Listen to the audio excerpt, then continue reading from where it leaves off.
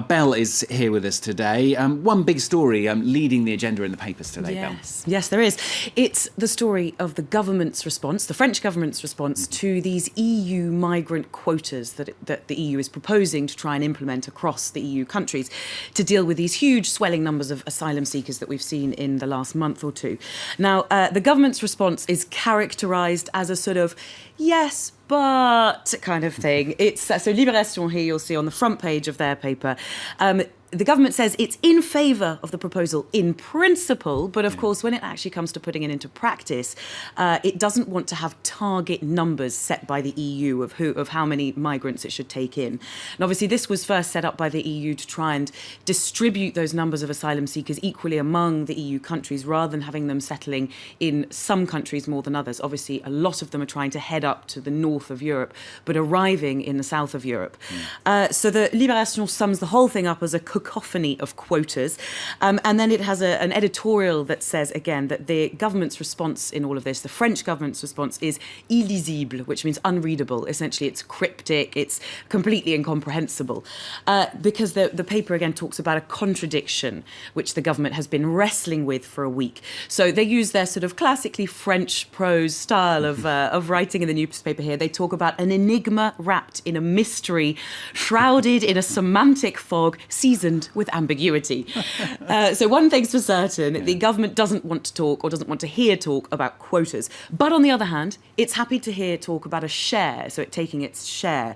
What does this all mean? Well, Libération goes on in another of its articles to talk about the government not wanting to give the impression that the EU is forcing it to take in extra migrants, because at this point the National Front here is supported by a quarter of the electorate. Now, obviously, that quarter of the electorate don't want to see more immigrants or more migrants coming into their country. So is this as Machiavellian as it sounds from the French government to be sort of essentially pushing this agenda? Well, possibly not, because the term quota could also be substituted for the term limit. It's a quota, but it also limits the number of migrants that France is expected to take in. So one more point from Libération, which is that these political refugees have a fundamental right to a welcome from the countries that they arrive in. This is enshrined in international law, it says, and even the foggiest of communications can't hide that. Okay, big debate in the French newspapers today then. France, not the only EU country, of course, to be against these migrant quotas. UK is another, but to use another great word, it's flabbergasting the European Commission, isn't it? Yes, that's exactly what Libération's Brussels correspondent says. So he says in an article here that Brussels doesn't understand this endless debate that's been going on in France, because the EU proposals were actually responding to a French request. I mean, it seems absolutely crazy. Yeah. So it's apparently, this journalist says, the word quota that's causing all the problems, because it wasn't in the original request from the French. There's also confusion in that in the term sort of migrant with employment migration. So those people who are relocating for work. So the European Commission likes to use the term relocalization rather than migration. Catholic paper La Croix here says has an editorial written, or an opinion piece written by the Interior Minister Bernard Cazeneuve, and he says that yes, European governments must respond as quickly as possible out of humanity, solidarity and responsibility. But he says the arrival countries, i.e. the Italy, the south of Europe where these migrants arrive, must fulfill their responsibility to distinguish between migrants who actually need help and economic migrants who, Bernard Cazeneuve says, should be sent immediately back to their country of origin. Let's go back to another story still on the front pages. Yesterday's strikes, teachers' strikes, this time against college reforms. Yes, you can get a real picture of how you can spin a story by looking at two French papers on this.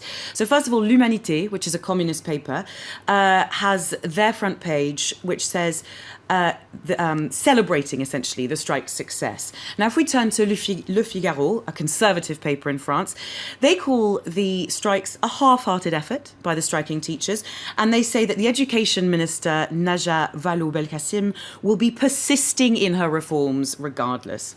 Okay, another story still on the French newspapers, another change in French education, but no change in Burundi.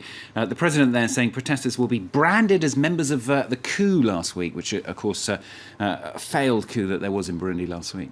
despite threats. In fact, the protesters are still holding strong in Burundi, and the protesters essentially are protesting against the president standing for a third term. This is playing fairly high in the French press because Burundi is an ex-Belgian colony. These protesters are saying that they will fight to the death. They've come out and said the demonstrations will continue until the president steps down. The head of the protesters is now speaking from Rwanda, which is where he's fled, but he tells Le Monde in this article here that these protests are not near finishing until the president steps down. Just time to mention a very mysterious story. This is North Korea, isn't it? It is indeed. So, according to Le Point's website, this is a French paper here, Kim Jong Un lost his temper. Now, what did he lose his temper What did against? he do? Could insubordination? Something important? Well, what do you think? A turtle sanctuary.